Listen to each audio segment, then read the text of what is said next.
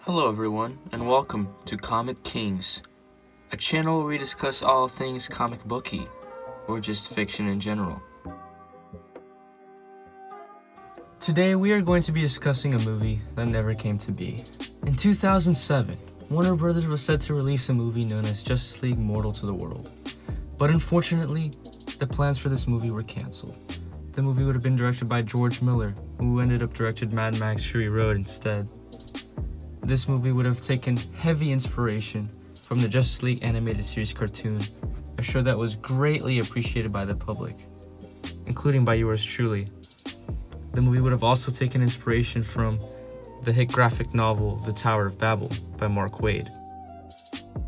The cast would have consisted of DJ Catrona as Superman, Armie Hammer as Batman, Adam Brody as The Flash, Megan Gale as Wonder Woman, Hugh Keys-Byrne as the Martian Manhunter, Santiago Cabrera as Aquaman, and finally, Common was going to play the Jon Stewart version of the Green Lantern, just like we got to see in the Justice League animated TV show. The villains would have consisted of Jay Baruchel as Maxwell Lord, a metahuman with the ability to mind control others, and Teresa Palmer as Talia al Ghul. The OMACs, powerful robots with the purpose of battling metahumans, would have also been in this movie. Alright guys, without further ado, let's discuss what the story for this movie would have been. The movie starts off at a cathedral in Metropolis. All of the Justice League members are there, all wearing black versions of their costumes. There's a funeral in place. We see a coffin, but we don't get to see who is inside. We then notice that Batman is missing. Could it be that Batman is the dead hero inside the coffin? We then cut back to 2 days earlier, and the world is at peace. All the Justice League members know of each other's existence, and all respect one another, but they have never had to team up yet. This would have been their origin story. We cut to Central City, where Barry Allen and his wife, Iris West Allen, are eating at a restaurant called Planet Krypton. The waiters are all seen to be dressed up as superheroes, cosplaying. This is similar to the restaurant shown in the hit graphic novel, Kingdom Come, illustrated by the fantastic Alex Ross. We then cut to Batman in the Batcave. He's using a satellite system known as Brother Eye to monitor all of the heroes. This allows Batman to find any metahuman's location, identity, and weaknesses. As Batman is monitoring the heroes, Alfred shows up and reminds him that he's being a little paranoid. It becomes clear to the audience that Bruce doesn't trust the metahumans, as they are gods among men. We also find out that it's Bruce's birthday, and Alfred has thrown him a surprise party in Wayne Manor. Batman takes off his batsuit and goes up to the party as Bruce Wayne. We see that one of the people at the party is businessman Maxwell Lord, who owns several restaurants, including Planet Krypton. Both Maxwell and Bruce appear to be shocked by the sudden appearance of Talia al Ghul. It is revealed that Talia is the daughter of Ra's al Ghul, a villain of Batman who died fighting him. She was in love with the Batman, but he had broken her heart somehow. As Bruce Wayne is at the party, we see that Brother Eye has begun working on its own and locates Martian Manhunter in Denver, Colorado. John Jones, the Martian Manhunter, had recently discovered a seahorse-like creature in a jar. The jar had been left for him with a mysterious note. When he touches the creature, his skin immediately ignites on fire, which just so happens to be Martian's greatest weakness. Martian Manhunter tries to escape the flames, but it just keeps on spreading to wherever he goes. He goes into the water, but as soon as he comes back out, the fire reignites. We then cut back to Barry Allen, who sees the flames on a television screen at the restaurant. The TV broadcast is showing the fire. He quickly runs to the rescue. When he arrives at the scene, he sees that Wonder Woman is there too, and neither of them can help the Martian get rid of the flames. Wonder Woman takes the two heroes to her private residence in New York. where the Martian Manhunter is kept in her pool to stop the flames. Every time he comes into contact with oxygen, he burns up again. Wonder Woman calls for Superman's help, who arrives at the scene immediately. Since Martian Manhunter was attacked by a creature from the water, Superman flies over to Atlantis to ask if Aquaman knows anything about this. We see that Aquaman doesn't like the surface world, and he's missing his left hand, which is replaced by a hand made of water. It's clear to us that this was the doing of a surface dweller. We all see that Aquaman has feelings for Wonder Woman as well, and the two seem to have had a romantic past. Meanwhile, the Flash predicts that Martian Manhunter was attacked by nanotechnology, so he runs back to his home, where we see Wally West, who is also a speedster in this universe. Barry tells Wally to use his computer skills to find anything he can on nanotechnology. He then runs back to Diana's residence, where we see that Superman has returned with Aquaman. We then cut over to Batman. The party has ended and he is now watching over Gotham City in a night patrol. During his patrol, he runs into a group of gangsters terrorizing the streets. Batman is able to easily defeat them, but the last gangster suddenly transforms into an OMAC. Batman is extremely confused. How could a man turn into a machine? Batman engages in a fight with the OMAC, but as they are fighting, we see that Maxwell Lord and Talia can see them fighting through the Brother Eye satellite, which they had somehow hacked. Batman puts up a fight against the OMAC, but is ultimately defeated as the robot is far stronger and faster than him and can shoot lasers out of his eyes. But before he can kill Batman, Talia orders him to stand down. She still loves him. Batman, confused as to how or why he's still alive, goes over to the Batcave and sees that the Brother Eye has been hacked. Who hacked it? And then Batman also notices that he's given the news that Martian Manhunter was attacked by fire. That's impossible. Only Batman knew his weakness. Batman researched him for years. He was the one who discovered the Martian Manhunter's weakness of fire. And then he notices someone has been watching him.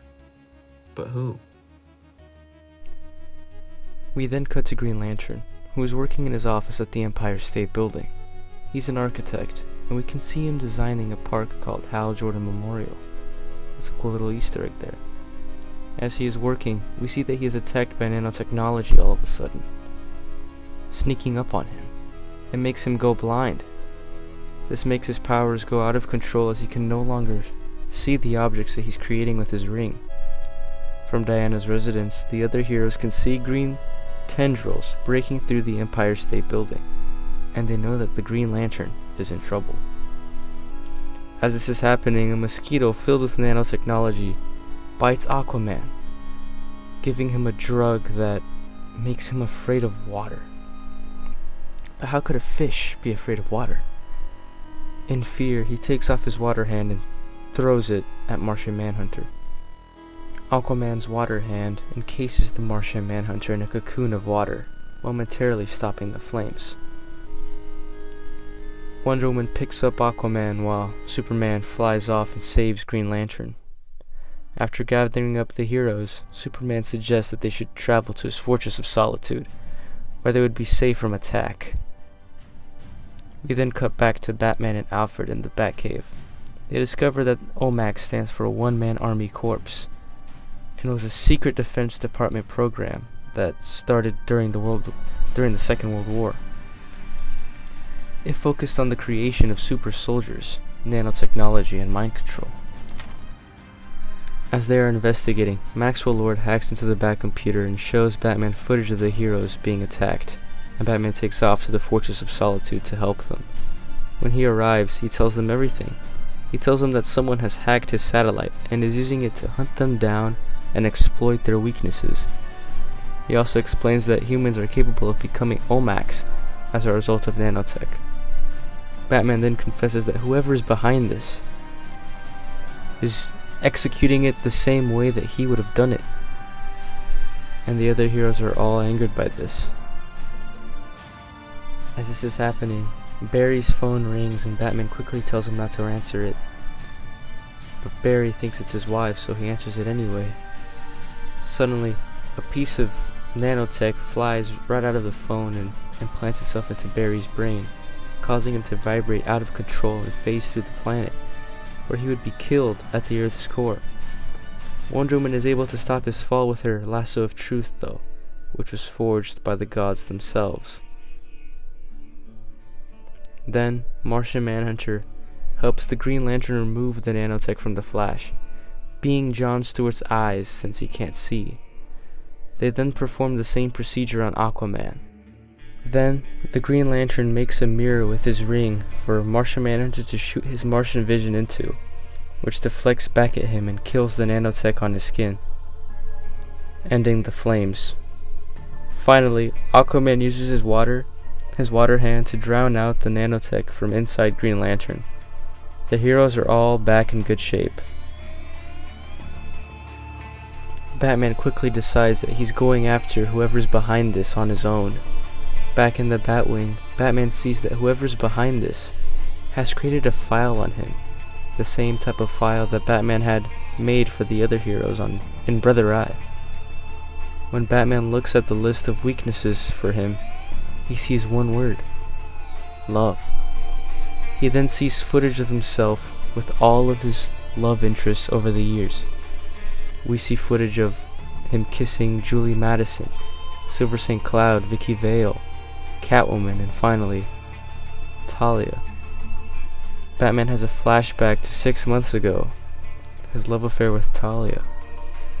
He figures out that she must have slipped a piece of nanotechnology onto him and used it to hack into Brother Eye.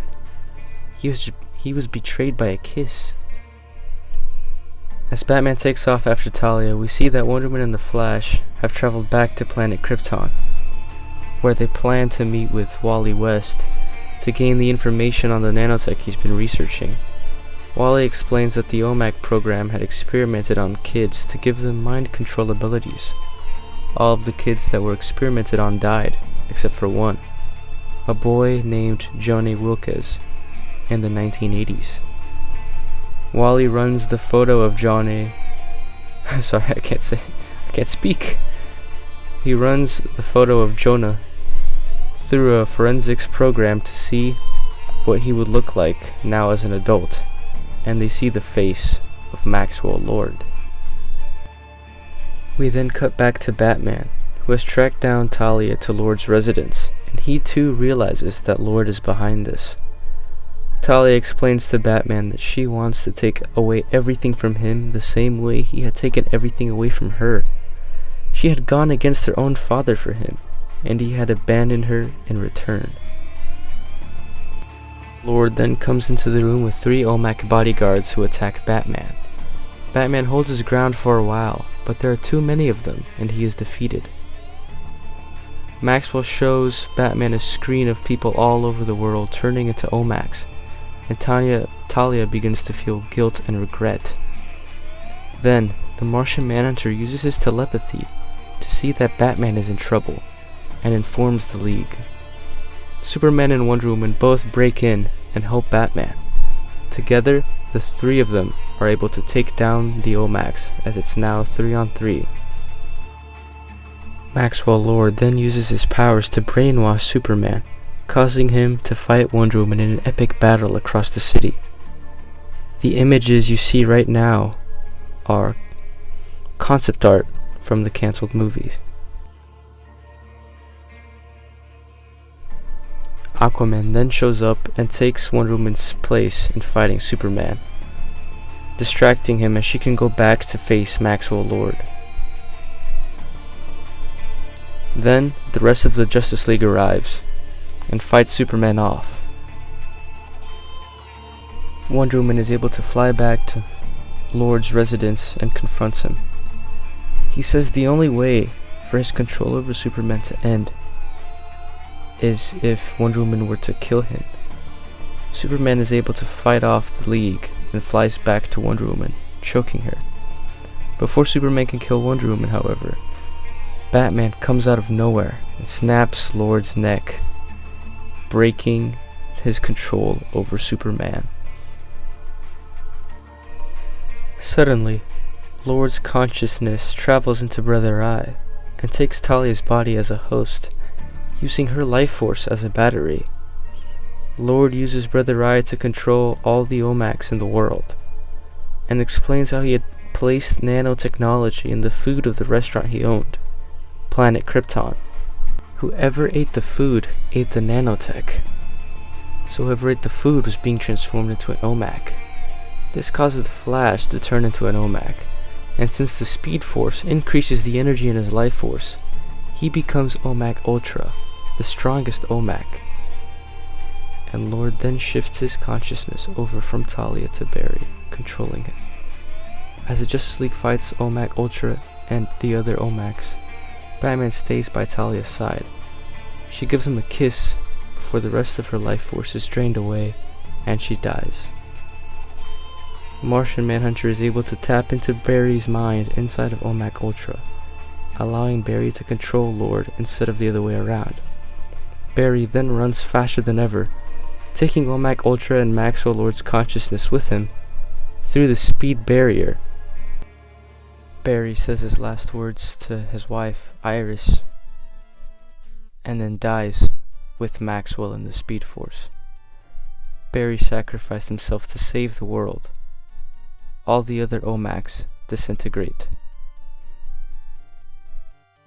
We finally cut back to the funeral, where we see that the Flash we saw at the funeral earlier was not Barry Allen, but Wally West that took his place.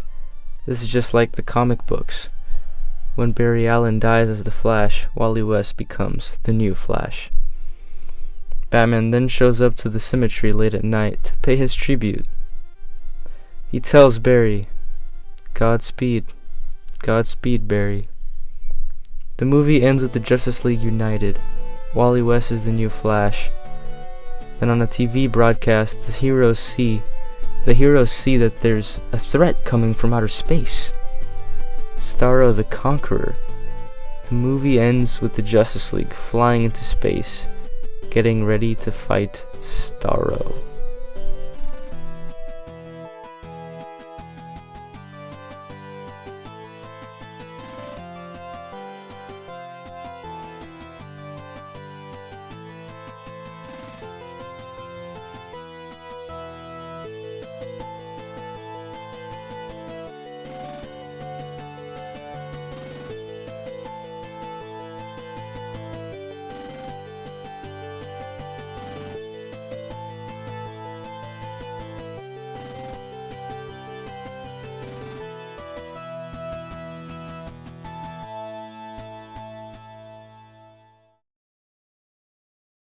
It's a shame we never got to see this movie. It would have been so unique for its time.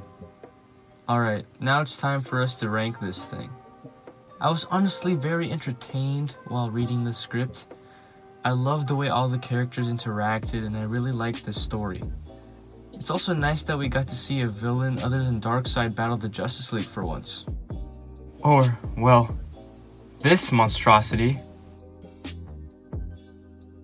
I'm gonna have to give this movie an S tier.